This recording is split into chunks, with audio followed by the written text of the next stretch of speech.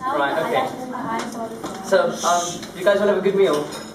Yes, thank you. We need some time, interaction. Okay. So, ladies and gentlemen, good evening. First, I'd like to thank you all here for coming tonight. I know it's a weeknight, but you only turned 51, so you might as well celebrate it on the correct night. There's so many familiar faces here today, and it's really great to see how many of you could make it here. It really does mean a lot to Mom, Rashad, and myself, and grandparents who have come here today. Normally a speech on an occasion like this, like a birthday, would mainly just focus on the one person. However, I thought it was more important to thank everybody here today for coming and for the influence they've had in my father's life and our family's life, and just, to make it more about you guys. So, in 1998, when we moved to this country, obviously we needed a place to live. So this is where the first Uncle Deepak comes in, and his brother Shashi, who couldn't make it today. You guys renovated our first house in Northwood, and this laid the foundations for a lasting friendship. Next thing is, we all know Dad's true love is actually property, not care homes. And I'm sure the one person who can agree with this is Henry. Henry, your dad, you do some valuations for Dad, and I'm sure he probably drives you mad because he knows best about everything about your work. And I know every 2 months, Dad's like, oh, I'm going to lunch with Henry today. And I'm telling you, he really does look forward to this day. It's a solid afternoon of just property, instead of, worrying about filling beds and things like that.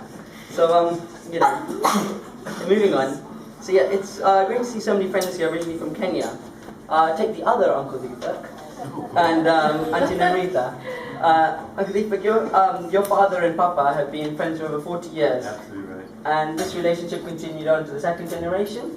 So, I think perhaps this would be the right opportunity to thank you for letting me work with you this summer. I mean, I never quite thanked you enough for it, so I really appreciate it.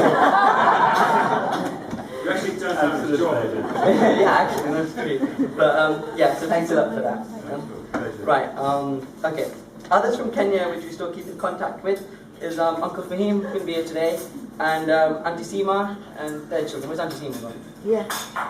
And her lovely daughter. Okay, right at the front. Right, okay.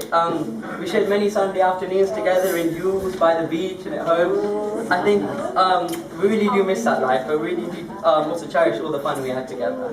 I do have one bone to pick with you, and this is to do with your daughter over there.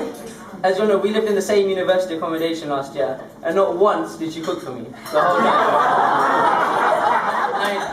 It's terrible. What about the jet ski now? You can stop it for the jet ski. So, next year, please. He only wants friends in uni who can cook for him. So beware.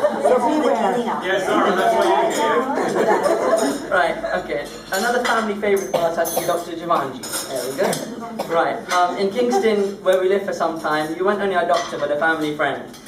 You've been there when we've been ill and really needed your help, and for that we're grateful. Yeah, when we were born. Imagine this world without me. So, it's really great to see you here tonight. Since we moved to London back in '98, we've made many new friends. Say Uncle Ahmed and Auntie Dixie. We first met them when we came here, and since then Dad and Mum have really appreciated their friendship.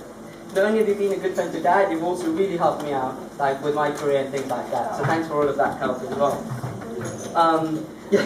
Uncle Ahmed introduced Dad and Mom to Uncle Shamash and Auntie Madhu. And Auntie Madhu, as well as Azim and Yasmin Mitta.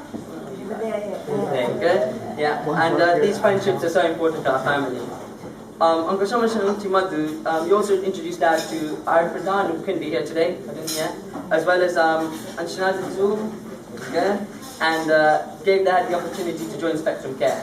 I think one thing me and Dad have is we both want to be a smiley. So, you just want to. So you gave Dad the opportunity to join a taster into his community. So it's only me left. It's where we want to be.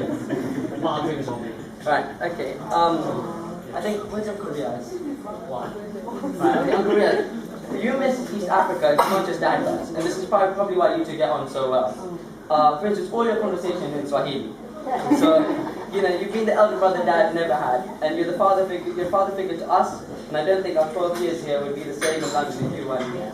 So when Dad was on holiday, you're always there to like call us and see if we're okay, so really do appreciate that. Rashad? Maria's, this is for you, a present from Lenny and myself. Uncle, what do you expect? Thank you. Thank you.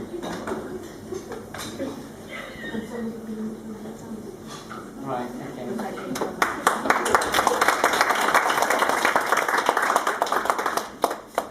Keeping on the theme of adopted family, another extremely close friend with Dad's, another brother-like figure has to be Uncle Abdul. It's behind the Oh, God, right, okay.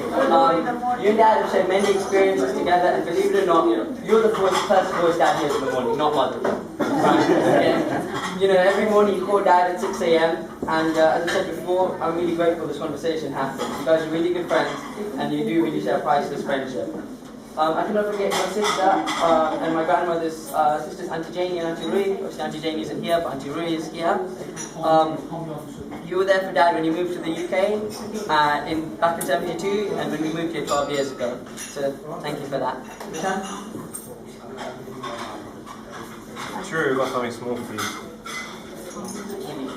Not very good seating arrangement. From Ali and me. No idea. Should have saw this up before. I should have, I didn't think about it. Inefficiencies. True, let's feed.